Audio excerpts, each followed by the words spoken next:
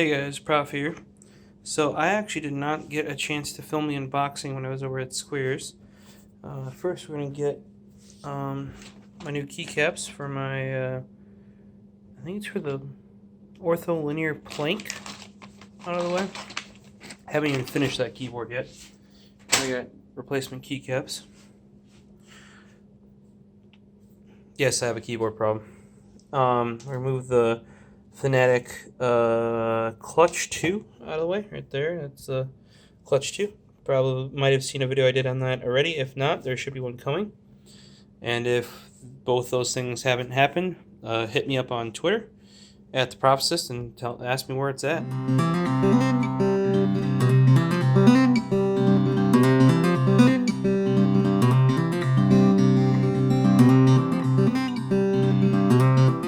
So now we have the Mamba Elite. For reference, let's go out into the hall here. And you can't see this. Right on. That's the Logitech shelf. Here's the Razer shelf. So we got the Abyssus, Crate, Taipan, Basilisk, Naga Hex, Lancet, Mamba TE 2015.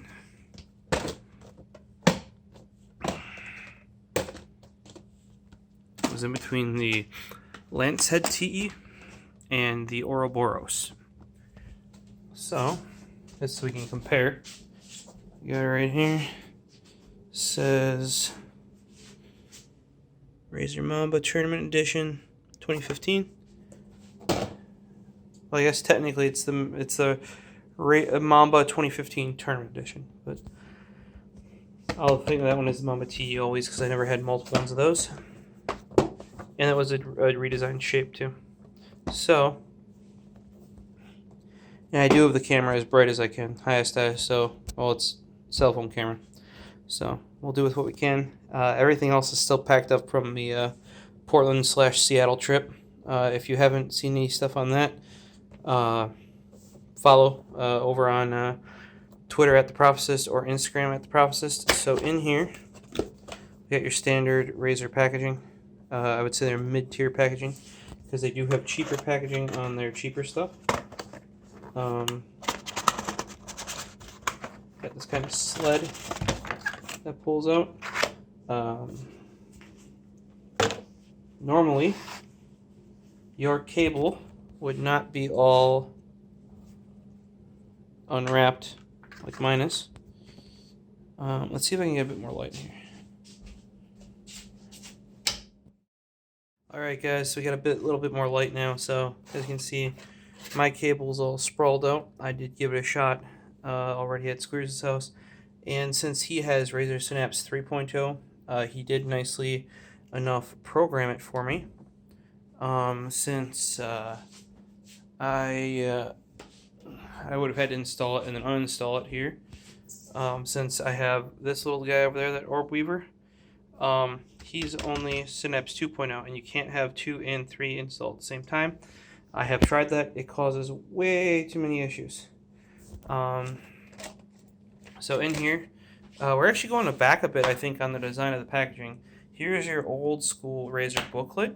Some of the newer ones do this a bit differently. It's just slit on the back here. This has been like this in Death Adders for years upon years upon years. And then it just pulls apart. And then it's in this plastic shape here. This plastic shape used to be used all the time because it's kind of the shape of the mouse. So if the bottom of the box was open, which they aren't on the newer style, this is still, like I said, it's a design of an older box style because you could rest your hand in here and kind of, based on that outer plastic shell, feel the general shape of the mouse, even though usually the mouse is much thinner. In this case, we're going to toss the packaging in here. Oh yeah, on the floor there, see that? That is my external disk drive. I do have at least part of a video on this, and you should really check it out because I needed something for Chibi PC, and as you can see, the actual disk drive bay is used up by some hot swaps. Minling Tan's finally made himself not chief gamer, but CEO and creative director, which is good. I still kind of always want to know what happened to Razer guy who used to be on the boxes and the packaging. If you know what I'm referencing there, it goes a long ways back. Throw a comment down below in the video. So here we actually have some new Razer stickers. This Razer sticker on the left, it's pretty normal. That one's new, and as are these two. They look like Philips Hue stickers or logos, and it is a nice new look. I think cleans stuff up, though. These seem to be more like case badges, that sort of thing. So maybe somebody would put on there, but realistically, I think case badges went out of style in like the early 2000s. Maybe that's just me. I mean, heck, the Antec 900 actually used to have a spot on the case for them. All right, let's add them to the pile over here. Yeah, if you look at that, just got a big old pile of stickers. Eventually, that I'm gonna sticker bomb the top of Albino Potato, that sub $100 idea pad. Yeah, really poor laptop I have. With that, and if anybody else wants some after that, have at it. It's, as far as I can tell, a Mamba TE, except fixed.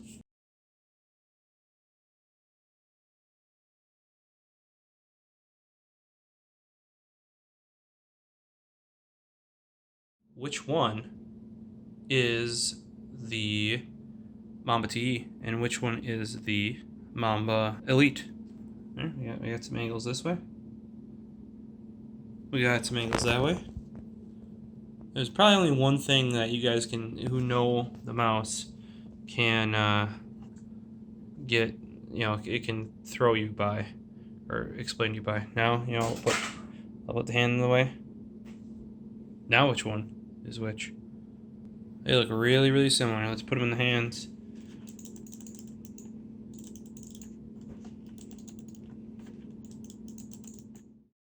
Minus the older one feeling a bit greasy. They pretty much feel the same. And the old one just feels greasy because I use the hell out of it. You can see over there where I'm actually wearing out some of the rubber. And that, yep, the one on the right, Mamba Tournament Edition. If you can't see, you should be able in this light. Do you see how those mouse feet are actually gray? That's because they've been changed before. I actually bought some, had to buy some mouse feet from Takasta because I used this one that much. I just liked it so much, and the additional left-right, because remember, this existed before the Death Adder Elite, so it had the side scroll and the up and down here, and with Razer Synapse, that is highly programmable. So I use this thing enough to have to buy new feet for it. So I expect to use this one. Okay, scroll wheel's better. I don't know if you can hear this here.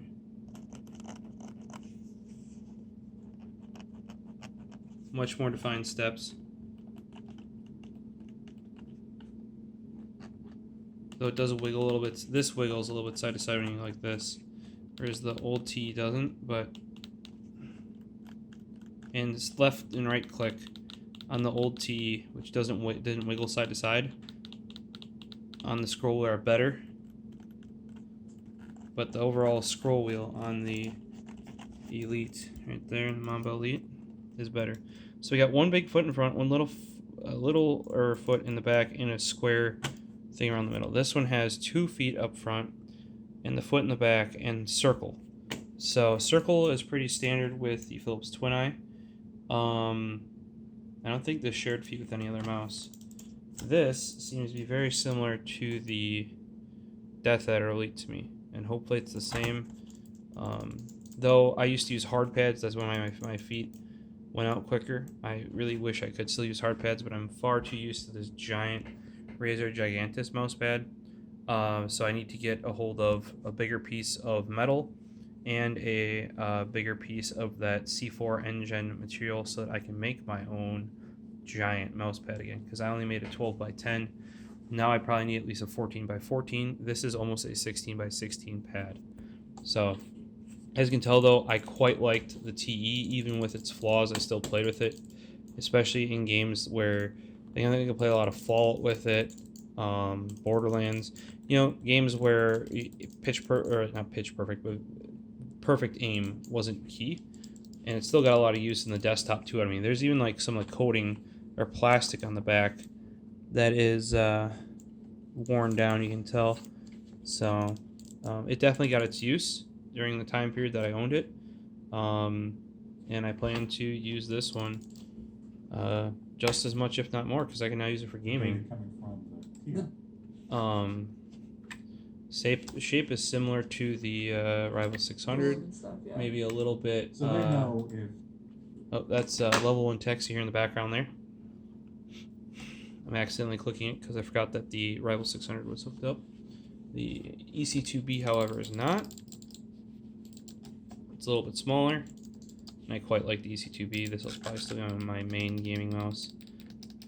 Side buttons on the Mamba TE are better.